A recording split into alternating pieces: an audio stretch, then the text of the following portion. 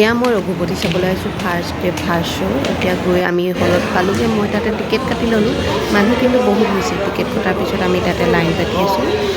সেইফালে ticket check কৰি আছে এইফালে আপোনালোকক অকণমান পৰিৱেশটো দেখাই দিছোঁ হলৰ ভিতৰত মানুহ কিন্তু যথেষ্ট হৈছে এতিয়া আপোনালোকক হলৰ ভিতৰলৈ লৈ যাম হলৰ ভিতৰত চিনেমা আৰম্ভ হৈছে এয়া আৰম্ভ হৈছে আৰু আমি ভিতৰলৈ আহিলোঁ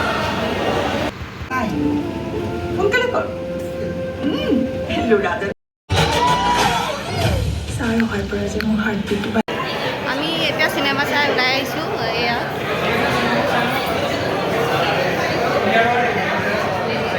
হেল্ল' ফ্ৰেণ্ডছ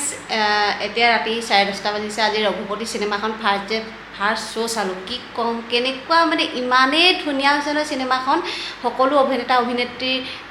এক্টিং বহুত ধুনীয়া হৈছে আৰু চিনেমাখন মানে আপোনাক অকণো ব'ৰ নলগায় আঢ়ৈ ঘণ্টা সময় আপোনাক অকণো ব'ৰ নলগায় পুৰণা অভিনেতা অভিনেত্ৰীৰ এক্টিং মানে কি মানে মানিবলগীয়া আপোনালোকে এবাৰ যাওক আৰু চিনেমাখন সকলোৱে চাওক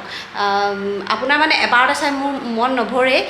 সকলোৱে মানে চাই ইমানেই ভাল পাইছে আৰু ইমান ধুনীয়া ৰিভিউ দিছে মই কি ক'ম পুৰণা অভিনেতা অভিনেত্ৰী বৰ্ণালী পূজাৰীৰ এক্টিং কি ধুনীয়া হৈছে আৰু তেওঁ হৈছে অৰুণ নাথ আপোনালোকে গম পাব অৰুণ নাথ আৰু ৰাজ শৰ্মাৰ এক্টিং যে কিমান ভাল হৈছে সকলোৰে ভাল হৈছে কিন্তু পুৰণা অভিনেতা অভিনেত্ৰীৰ ভিতৰত আৰু আপোনালোকে সিদ্ধাৰ্থ শৰ্মা দাকটো চিনি পায়ে তেওঁ এক্টিং কি ধুনীয়া হৈছে মানে বহুত ধুনীয়া হৈছে আপোনালোক সকলোৱে যাওক অসমীয়া হিচাপে অসমীয়া চিনেমা চাওক মুঠতে আপোনালোকে অকণো ব'ৰ নাপায় আনকি মোৰ 2.5 বছৰীয়া ল'ৰাটোৱেও চাই ইমান ভাল পালে সি আজি অকণোৱে আমনি কৰা নাই গোটেই চিনেমাখন একদম প্ৰথমৰ পৰা শেষলৈকে চাইছে অসমীয়া হিচাপে আপোনালোকে চিনেমাখন চাওকগৈ আৰু চাই আপোনালোকে গম পাব অসমীয়া চিনেমাও মানে ইমান ধুনীয়াকৈ ৰবিদায়ে যে বনাব পাৰিছে ভিলেনৰ এক্টিং কেনেকুৱা মানে হিন্দী চিনেমাৰ নিচিনা আৰু একো নকওঁ আপোনালোকক এইটোৱে ক'লোঁ আহিয়ে চাই পিনি আপোনালোকে অসমীয়া চিনেমা চাওক আৰু ৰঘুপতিও চাওকগৈ বহুত ধুনীয়া হৈছে তাতে ৰবিদাক লগ পালোঁ ৰবিদাই কি ক'লে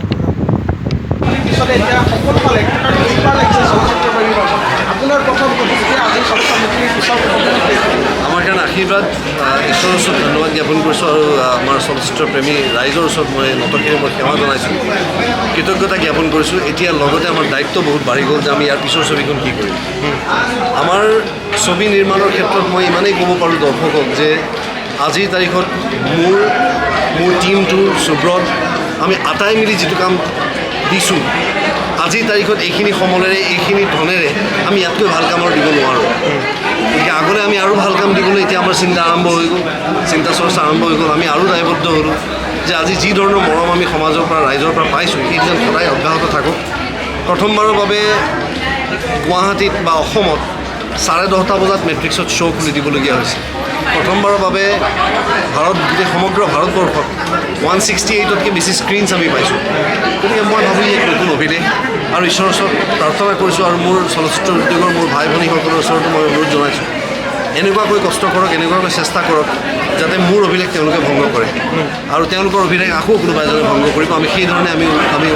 গোটেই আমাৰ চলচ্চিত্ৰ সমাজখন এটা উদ্যোগত পৰিণত কৰোঁ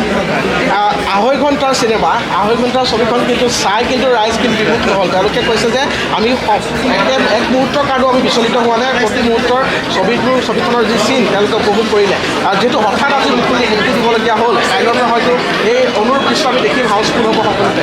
দৰ্শক ৰাইজলৈ এই মুহূৰ্তত কি ক'ব আপোনাৰ ফেনসকললৈ কি ক'ব মই